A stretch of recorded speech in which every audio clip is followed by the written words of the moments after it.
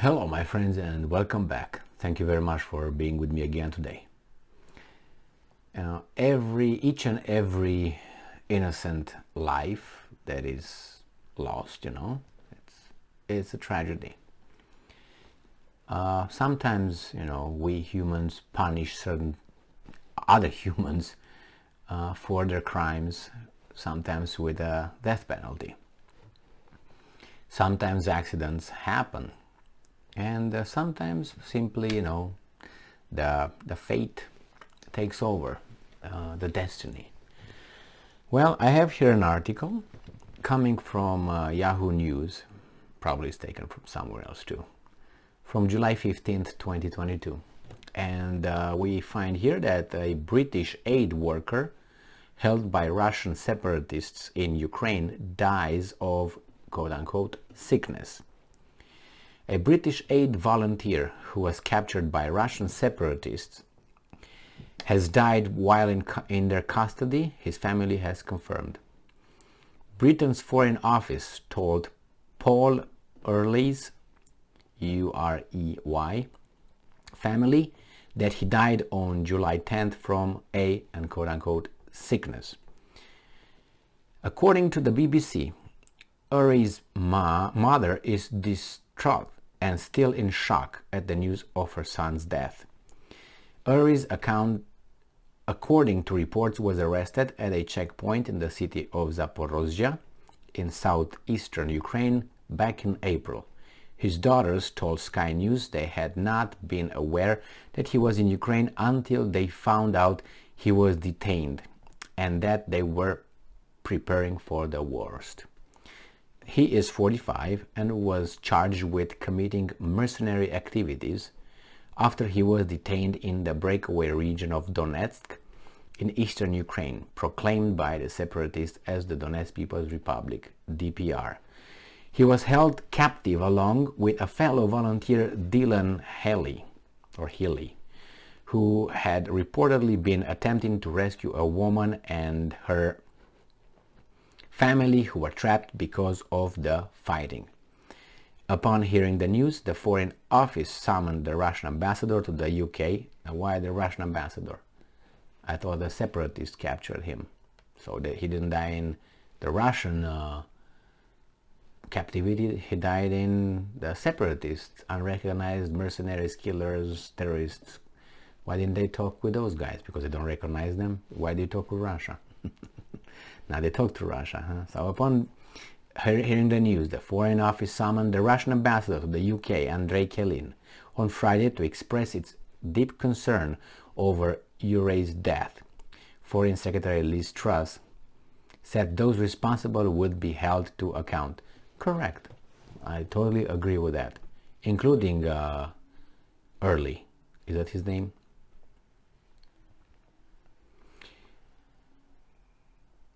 Yeah, Uri, including Uri. So his activities as well, correct, Liz?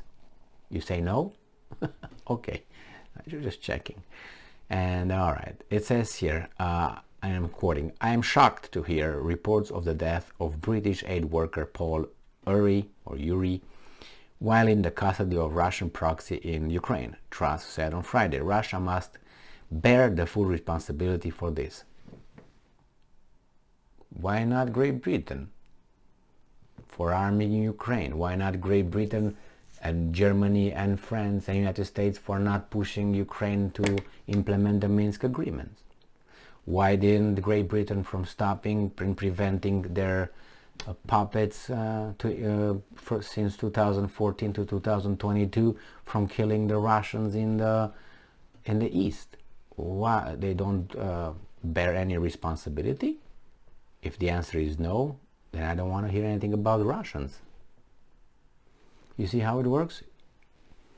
So I think that, as I said many times, there's more than one entity that bears responsibility for what's going on over there. So the fingers could be pointed in many directions. And we have here Daria Morozova, who holds the title of the Ombudsman of Human Rights in the DPR, said on social media that Uri I'm going to call him Yuri. I don't know if that's the pronunciation, but U-R-E-Y, Yuri, had been suffering from kidney, cardiovascular, and respiratory issues, as well as diabetes. And I'm quoting, "On our part, despite the severity of the alleged crime, Paul Yuri was provided with appropriate medical assistance," she said. "However, given the diagnosis and stress, he passed away on July 10th, end quote. Now we have another article from the same topic from the new Voice of Ukraine from the same day, which is today, July 15th. International Legion confirms death of British volunteer captured by Russia. So it says here that we have been deeply saddened to learn about the death of Mr. Yuri, the press service of the International Legion told Interfax. "We would like to clarify that he was not a member of the International Legion. He did not fight for Ukraine. He was an employee of a non-profit Presidium network. The serviceman was captured at one of the checkpoints of the so-called DPR in Zaporozhye Oblast in April while helping evacuate a family of refugees. According to Kremlin, Yuri's death was allegedly caused by disease and stress." Whatever the reason is, and I can see beatings, I can see many ways of torturing, I can see sickness, I can see stress, I can see all this. I can see any of this is very possible under the circumstances. He could have been abused and killed in the process of whatever. I don't want to say extracting information, but on the other hand, I don't know who this guy was.